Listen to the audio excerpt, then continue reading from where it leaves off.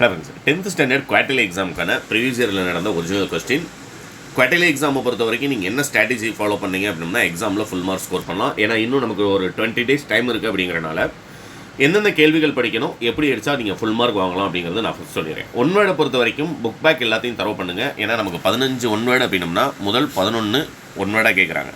இதில் 7லேருந்து 8 வரைக்கும் தான் நம்ம புக் பேக் வரும். பேலன்ஸ் ஒன்று புக்கிங் சைடில் தான் கேட்பாங்க. உதாரணத்துக்கு பார்த்தீங்க அப்படின்னா கிளையிலிருந்து பிரிவது டேஸ் அப்படிங்கிறது கேட்டிருக்காங்க. பார்த்தோன்னே நான் அந்த கேள்வியில் நம்ம படித்தது ஞாபகத்துக்கு வரணும். கவையிலிருந்து பிரிவது கிளை, கிளையிலிருந்து பிரிவது கொம்பு அல்லது கொப்பு அப்படிங்கிறத நம்ம சூஸ் பண்ணணும். இந்த மாதிரி நமக்கு 1 or 2 வேணால் நமக்கு புக்கிங் சைட்லேருந்து கேட்கலாம். மற்றபடி எல்லாமே புக் பேக் தான் வரும். அடுத்து இந்த பாடல் வினாவை பொறுத்த வரைக்கும் நமக்கு மனப்பாட பாடல், அதுபோக இது ஆக்சுவலாக நமக்கு புக் பேக்கில் கொஸ்டின் ஆன்சராகவே இருக்கக்கூடியது மொழித்திறன் பயிற்சி. அப்படிங்கிறனால இந்த பரிபாடல் ரொம்ப ரொம்ப இம்பார்ட்டன்ட். அதுபோக அன்னை மொழியை பாடலில் இருக்கக்கூடிய பாடல் வினா, விருந்தினனாக ஒருவன் வந்து எதிரேன் அது ஒன்று. அதுமாதிரி மாற்றம் எனது மானிட தத்துவம் அந்த பாடலில் இருக்கக்கூடிய பாடல் வினாவில் இருக்கக்கூடிய அந்த வினாக்கள் எல்லாத்தையுமே ஒரு தடவை வரீங்க. மொத்தம் 4 கேள்வி கேட்குறாங்க. பாடலின் ஆசிரியர், அதில் இருக்கக்கூடிய ஏதாவது ஒரு சொல்லினுடைய பொருள் கேட்குறாங்க. அடுத்து ஊழ் இலக்கண குறிப்பு கேட்டிருக்காங்க. அடுத்து தொடர் அப்படிங்கிறத எழுத போகிறோம். ஊறு அறிவாரா ஒன்றன் ஒளியும் என்ற தொடர் எதனை உரிகிறது, எதனை அறிகிறது அப்படிங்கிறது கேட்குறாங்க.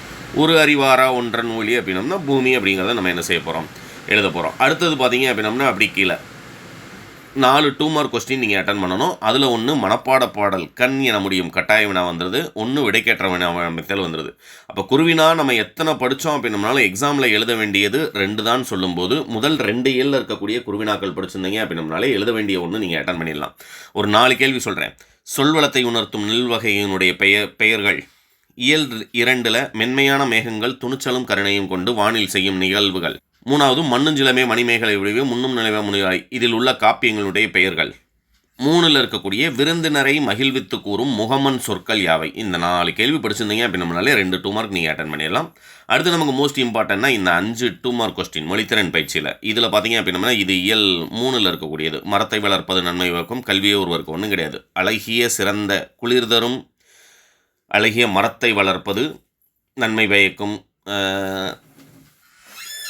வளமான அறத்தை வளர்க்கும் கல்வி ஒருவருக்கு நன்மை பயக்கும். இந்த மாதிரி முன்னால் ஏதாவது இந்த கல்விங்கிறதையும் மரம்ங்கிறதையும் செழுமை செய்கிற மாதிரி ஒரு வார்த்தை வந்து சேர்க்க சொல்கிறாங்க. அதை சேர்த்துலதுனால என்ன சேர்த்துலதுனாலும் அதுக்கு 2 மார்க் உண்டு. அடுத்து பார்த்தீங்க அப்படின்னம்னா இந்த எண்ணுப்பயிர்களை கண்டுபிடித்து தமிழன்கள் எழுதுதல். நாற்று செய்யும் செல்லாத நாடில்லை, ஆணை 1000 அமரிடை வென்ற மாணவனுக்கு வகுப்பது பரணி. பகுபத உறுப்பிலக்கணத்தை பொறுத்த வரைக்கும் அமர்ந்தான் கிளர்ந்த இந்த 2 அமர்ந்தான் புக் பேக்கில் இருக்கக்கூடியது. நமக்கு இயல் 1ல் இருக்கக்கூடிய 1 2ல் இருக்கக்கூடிய கிளர்ந்த இது 2க்கும் பகுபத ஒரு இலக்கணம் ப்ராக்டிஸ் பண்ணுங்கள். ஒரு 2 மார்க் அட்டன் பண்ணலாம். அதுபோக மொழித்திறன் பயிற்சி எல்லாத்தையுமே படிச்சிருங்க. இம்பார்ட்டன்ட் கொஸ்டின் உங்களுக்கு 10th தமிழ் மட்டும் கிடையாது, எல்லா சப்ஜெக்ட்டுக்குமே வரிசையாக Tamil, English, maths, science, social 5க்குமே நான் அடுத்தடுத்து இம்பார்ட்டன்ட் நம்முடைய சேனல் அப்டேட் பண்ணிடுவேன். சேனல் மறக்காமல் சப்ஸ்கிரைப் பண்ணிடுங்க.